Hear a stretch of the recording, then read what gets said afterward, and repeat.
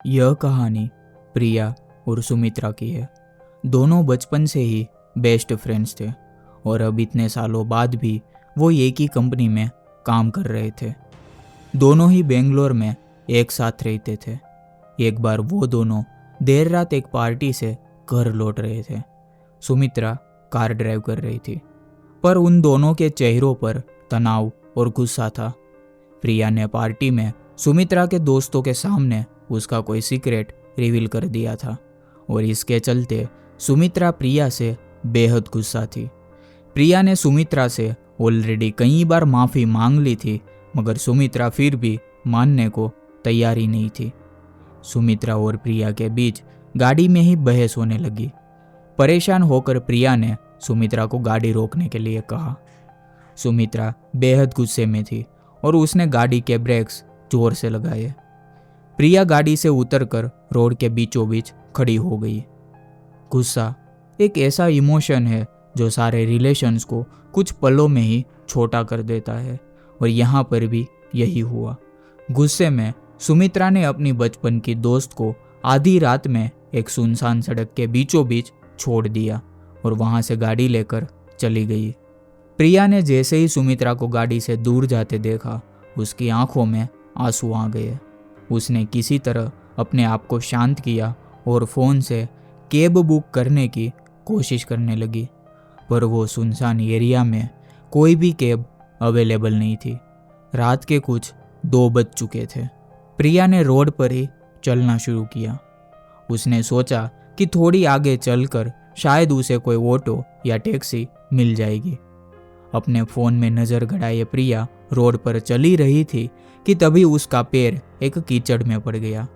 प्रिया का पूरा पैर उस गंदे कीचड़ में डूब गया था, लेकिन एक अजीब बात यह थी कि वो कीचड़ सड़क के नॉर्मल कीचड़ के जैसा बिल्कुल नहीं था, बल्कि बेहद चिपचिपा और गाढ़ा था। और तो और उस कीचड़ में से काफ़ी बुरी बदबू आ रही थी। प्रिया ने इधर उधर देखा तो उसे रोड के साइड पर एक लाल रुमाल पड़ा मिला।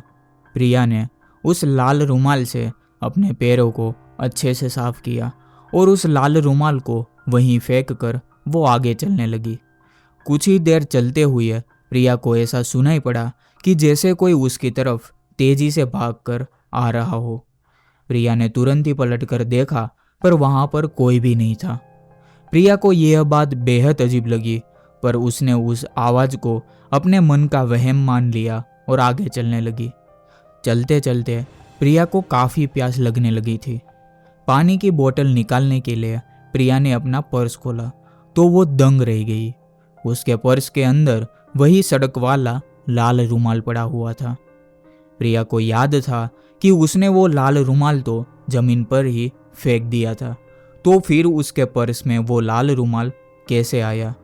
प्रिया उस लाल रुमाल को अपने हाथ में पकड़े यह सोच ही रही थी कि उसे महसूस हुआ कि कोई उसके पीछे खड़ा है। प्रिया जब मुड़ी तो उसके एकदम पास तो कोई भी नहीं था, लेकिन थोड़ी ही दूरी पर एक पेड़ के पीछे से एक आदमी प्रिया को देख रहा था। उस आदमी ने एक काले रंग की हुडी जैकेट पहनी हुई थी, जिसे देखकर प्रिया अचानक घबराहट महसूस करने लगी।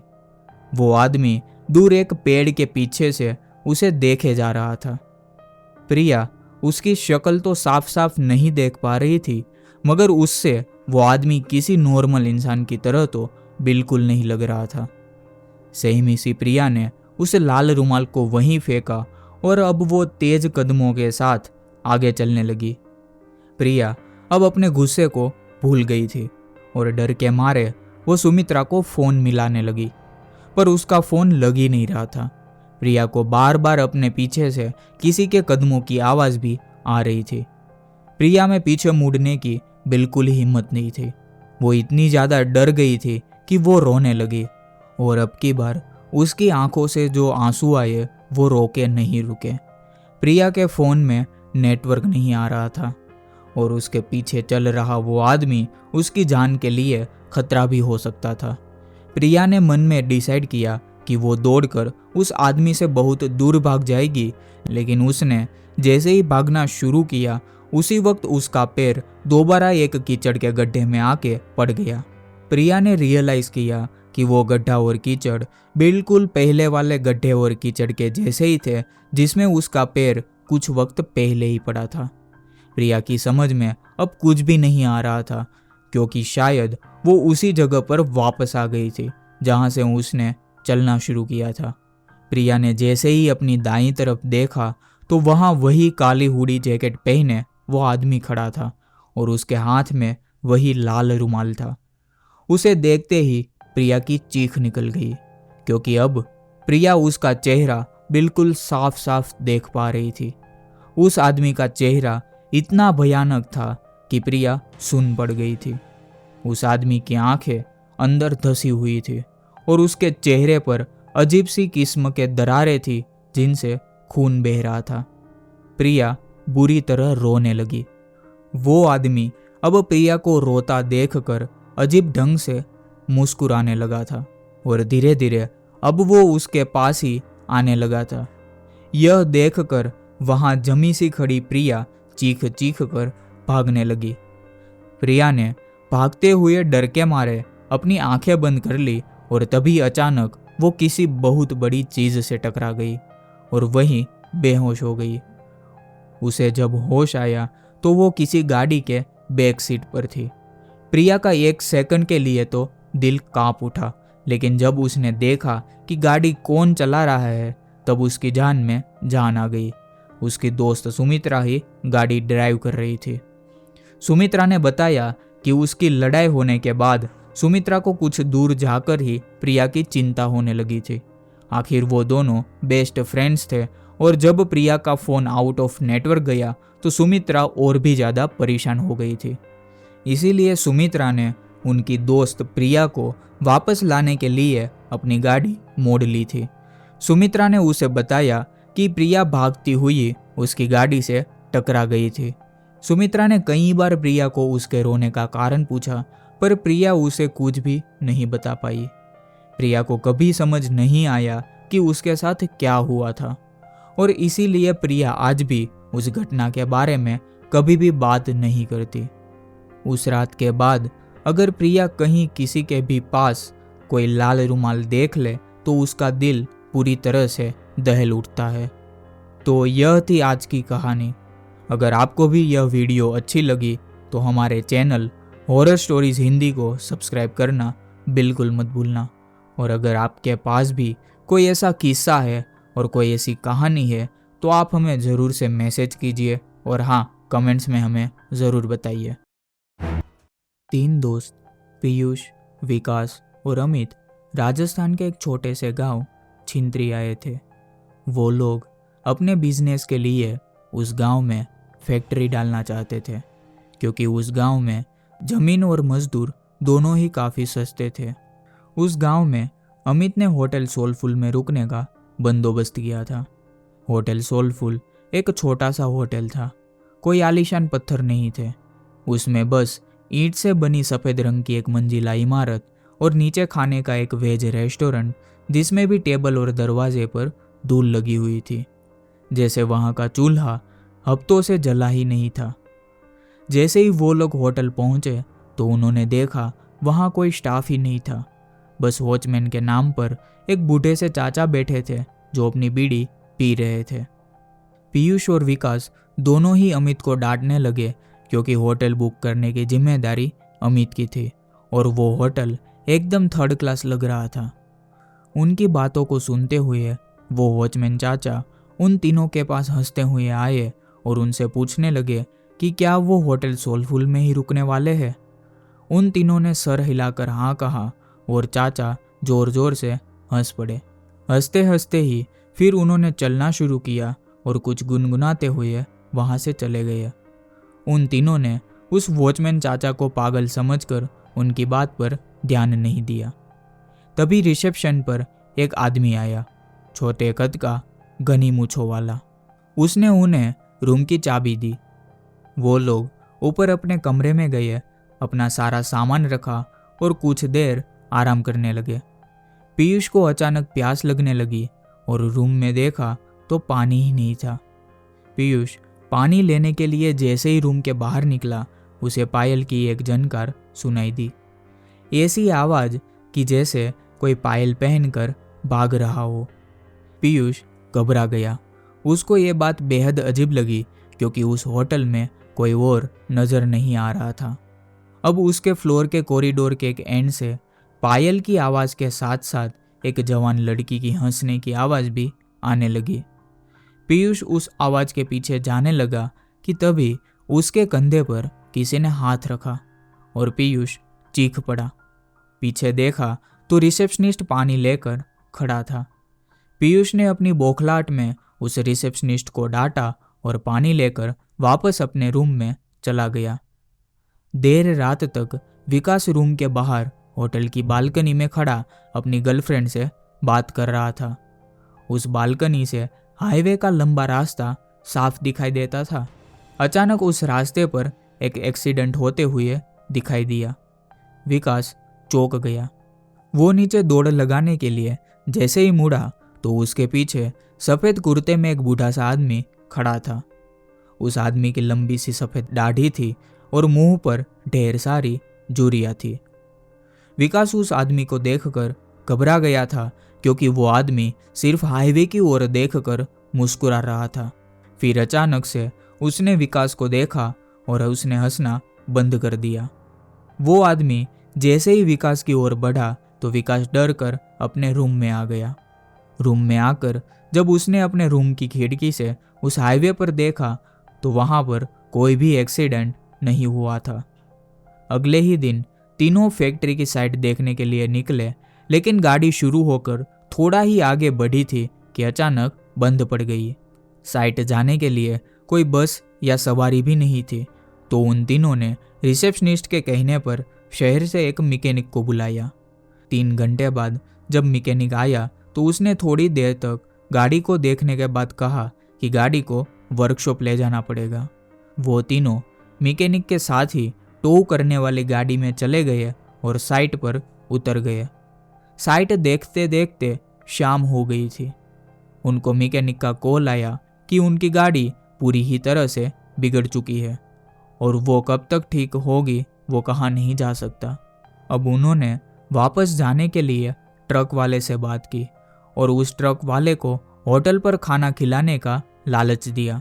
लेकिन जब उन्होंने उस ट्रक वाले के सामने होटल सोलफुल का नाम लिया तब वो ट्रक वाला बेहद ही घबरा गया। उस ट्रक वाले ने उन्हें बताया कि होटल सोलफुल में भूतों का बसेरा है। उसने कहा कि होटल सोलफुल एक कब्रिस्तान पर बनाया गया था। एक नहीं बल्कि 100 से भी ज़्यादा भूत वहाँ रहते हैं और इसीलिए वहाँ कोई भी नहीं जाता। पीयूष और विकास के साथ हुए हादसों ने उन्हें सोचने पर मजबूर तो किया, पर अमित भूत प्रेत और सुपरनेचुरल चीज़ों में नहीं मानता था।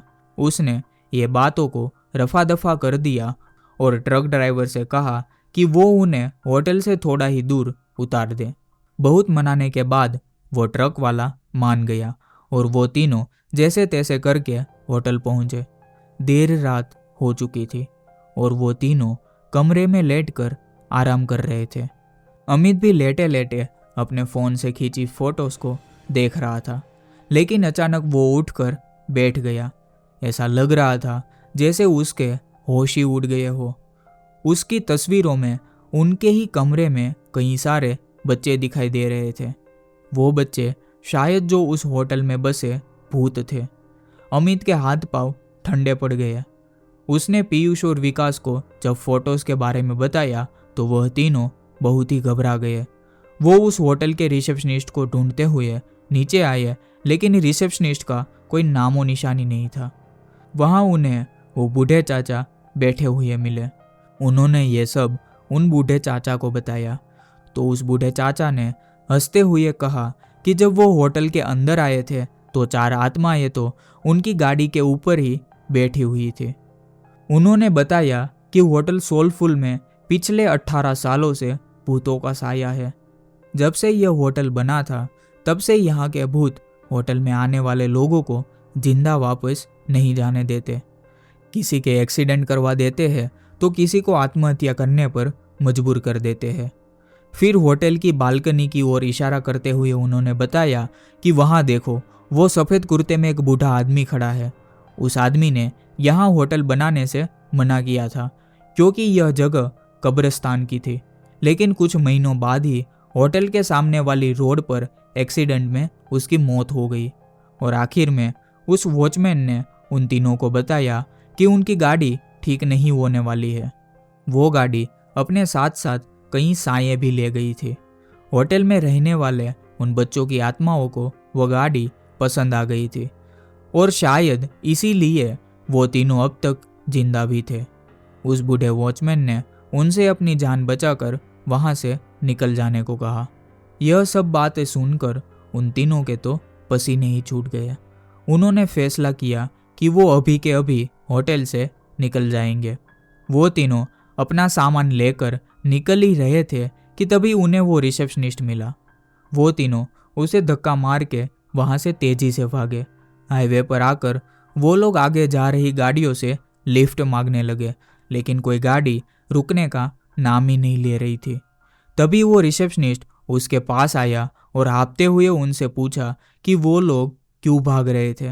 रिसेप्शनिस्ट उन्हें होटल में वापस आने के लिए कहने लगा और तब अचानक हवा के झोंके से उसका मफलर उड़ गया और वो तीनों को उसके गले में फांसी के फंदे का निशान दिखाई दिया।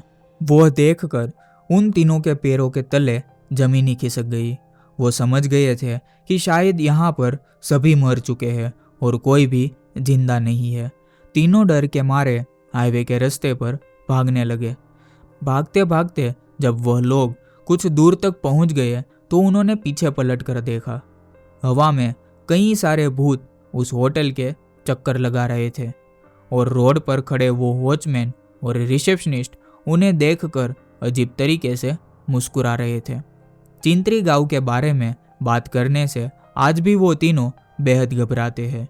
उनकी जान तो बच गई पर जिंदगी भर के लिए उनके मन में उस जगह का डर बैठ गया था। तो कैसी लगी ये कहानी आपको? अगर आपको भी ये वीडियो अच्छी लगी तो हमारे चैनल हॉरर स्टोरीज हिंदी को सब्सक्राइब करना बिल्कुल मत भूलना। और अगर आपके पास भी कोई ऐसा किस्सा है तो आप हमें ज़रूर से मैसेज कीजिए और हाँ, कमेंट्स में हमें ज़रूर बताइए। सोनू नाम का एक लड़का काम की तलाश में शहर के बड़े बाजार में आया था। बाजार कुछ साल पहले तक इससे भी बड़ा हुआ करता था, लेकिन दंगों के चलते बाजार के पास वाले कॉम्प्लेक्स को कुछ दंगाइयों ने जला दिया था।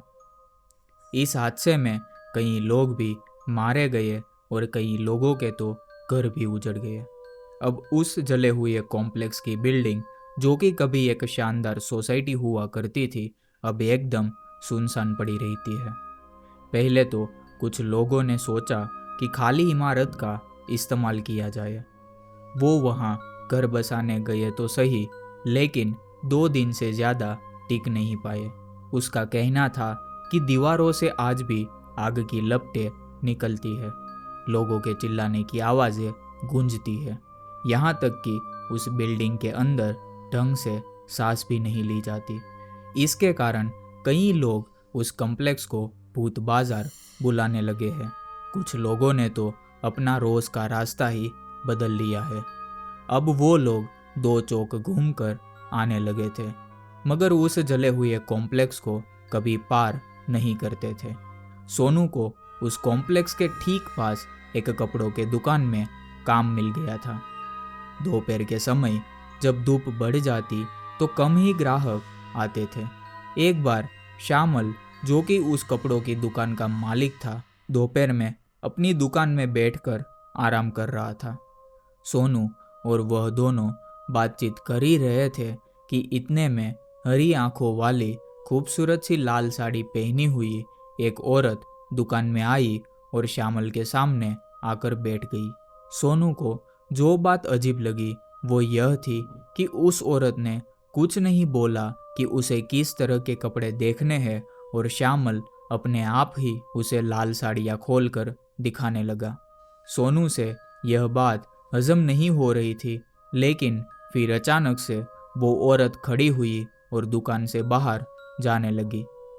श्यामल भी बिना कुछ कहे उठकर उसके पीछे पीछे चलने लगा। सोनू ने श्यामल को पीछे से आवाज़ लगाई, मगर उस पर कोई भी असर नहीं हो रहा था। जब सोनू की आवाज़ थोड़ी तेज हुई तो वो औरत पीछे पलटी और सोनू की हालत ही खराब हो गई। अचानक ही उसे पसीने आने लगे और वो नीचे बैठ गया।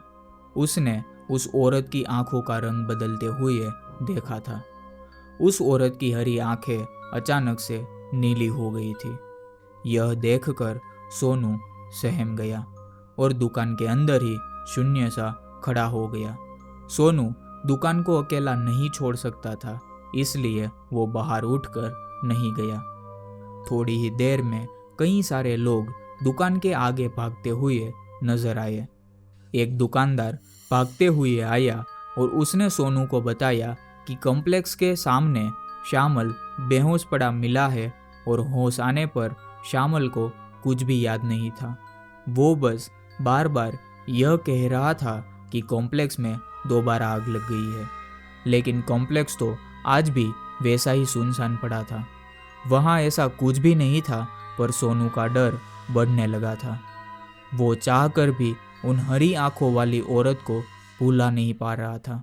अगले ही दिन दोपहर के वक्त सोनू ने दुकान के सामने से फिर उसी औरत को जाते हुए देखा। सोनू डरा हुआ था, मगर वो उसके बारे में जानना चाहता था, तो उसने हिम्मत की और श्यामल को बताए बिना ही दुकान से बाहर चला गया। वो औरत कॉम्प्लेक्स की तरफ ही जा रही थी। सोनू ठीक उसके पीछे पीछे चल रहा था, मगर अचानक वो औरत सोनू की आंखों के सामने से गायब हो गई। सोनू को लगा कि वो औरत उस कॉम्प्लेक्स के अंदर गई है। कई महीनों का डर सोनू को अंदर जाने से रोक रहा था, मगर वो उस औरत के बारे में किसी भी हाल में जानना चाहता था। इसीलिए उसने कॉम्प्लेक्स के दरवाजे की तरफ चलना शुरू किया। चारों तरफ सिर्फ काली दीवारें ही थी। इतनी तेज धूप और रोशनी में भी वो चमक नहीं रही थी, मानो कि कॉम्प्लेक्स में एक अलग सा अंधेरा छाया हुआ था। वो जली हुई दीवारें अगर कोई गौर से देखे तो मालूम हो रहा था कि किस तरह आग की लपटों ने उन्हें जकड़ लिया था। अंदर जाते वक्त सोनू को अखबारों की हेडलाइंस याद आ रही थी। लगभग 12 परिवार यहाँ रहा करते थे, लेकिन सभी बेरहमी से जलकर मारे गए थे। सोनू फिर भी हिम्मत करके कॉम्प्लेक्स के अंदर आ गया था। कॉम्प्लेक्स की दीवारें जैसे चीख चीख कर बता रही थी कि उस रात वहाँ क्या हुआ था। हैरत की बात तो यह थी कि सोनू को अचानक से बहुत गर्मी लगने लगी। मौसम जैसी गर्मी नहीं, बल्कि ऐसी कि जैसे कोई उसे आग की लपटों में झुलसा रहा हो। उससे अब आगे चला नहीं जा रहा था। वो हांफते हुए एक जगह रुक गया और सहारे के लिए उसने अपना हाथ एक दीवार पर रख दिया। पर अगले ही झटके में उसके मुंह से एक जोर की चीख निकली। उसने अपने हाथ की ओर देखा तो उसका हाथ जल गया था। दीवार इतनी गर्म थी कि जिसने अभी भी वो आग की लपटों को अपने अंदर बसाया हुआ हो। इस सदमे से सोनू उभरा ही था कि उसे लाल साड़ी वाली औरत कॉम्प्लेक्स की एक बालकनी में दिखी। वो उसकी ओर गुस्से से भागा, लेकिन आगे बढ़ते हुए सोनू को चारों ओर से चीखों की आवाज़ आने लगी। उसने हर तरफ देखा, पर वहाँ पर कोई भी नहीं था। इन चीखों को बड़ी हिम्मत से पार करते हुए वो एक कमरे में पहुँच गया। जल्दी से उसने दरवाज़ा बंद कर दिया ताकि उसे कोई आवाज़ें ना आए। कमरे की गर्मी बढ़ती जा रही थी। सोनू उस कमरे की खिड़की खोलने के लिए आगे बढ़ा तो अचानक ही उस पूरे कमरे में आग लग गई। कुछ ही सेकंड में पूरा कमरा धुएं और आग की लपटों से भर गया था। वो चीखों की आवाज़ अब सोनू की ही थी, जो अधमरी सी हालत में दरवाजे की ओर रेंग कर बढ़ रहा था। आग के धुएं की वजह से उसकी सांसें और कम हो जा रही थी। इतने में वो दरवाज़ा खुला, लेकिन वो हरी आंखों वाली औरत अपनी लाल साड़ी पहने उसके सामने आकर खड़ी हो गई। सोनू ने मदद की गुहार मारी, मगर उसकी आंखों में भी वही ज्वाला दिख रही थी, मानो वो सोनू से किसी चीज़ का बदला ले रही वो। आग की लपटों के बीच में सोनू चक्कर खा के गिर पड़ा। जब उसे होश आया तो वो कॉम्प्लेक्स के बीच जो मैदान था वहाँ पर गिरा पड़ा था। हड़बड़ाते हुए उसने कॉम्प्लेक्स को देखा। अब वो दीवारें एकदम शांत थी। आग का कोई नामो निशान नहीं था। सोनू फौरन उठा और वहाँ से भाग निकला। उसने बाहर आते ही लोगों को अपने साथ हुए हादसे के बारे में बताया तो किसी ने भी उसकी बात पर यकीन नहीं किया, क्योंकि किसी ने भी उस हरी आंखों वाली औरत को नहीं देखा था। यहाँ तक कि दुकान के सीसीटीवी कैमरास तक चेक करे गए, पर वो औरत उसमें भी कहीं नहीं मिली।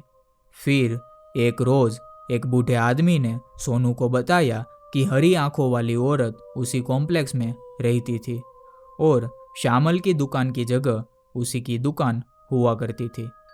लेकिन वो उस कॉम्प्लेक्स में लगी आग में जलकर राख हो गई। सोनू यह सुनकर दहल गया था। वो तुरंत उस शहर को छोड़कर वापस अपने गांव चला गया। उसे फिर कभी वो औरत दिखाई नहीं दी, पर उस औरत की हरी आंखें और उस कॉम्प्लेक्स की जलती दीवारों का डर शायद ही वो कभी अपने दिमाग से निकाल पाएगा। तो कैसी लगी ये कहानी आपको? अगर आपको भी ये वीडियो अच्छी लगी तो हमारे चैनल हॉरर स्टोरीज हिंदी को सब्सक्राइब करना बिल्कुल मत भूलना। और अगर आपके पास भी कोई ऐसा किस्सा है तो आप हमें मैसेज कीजिए और हाँ, कमेंट्स में हमें ज़रूर बताइए। Bye bye and take care.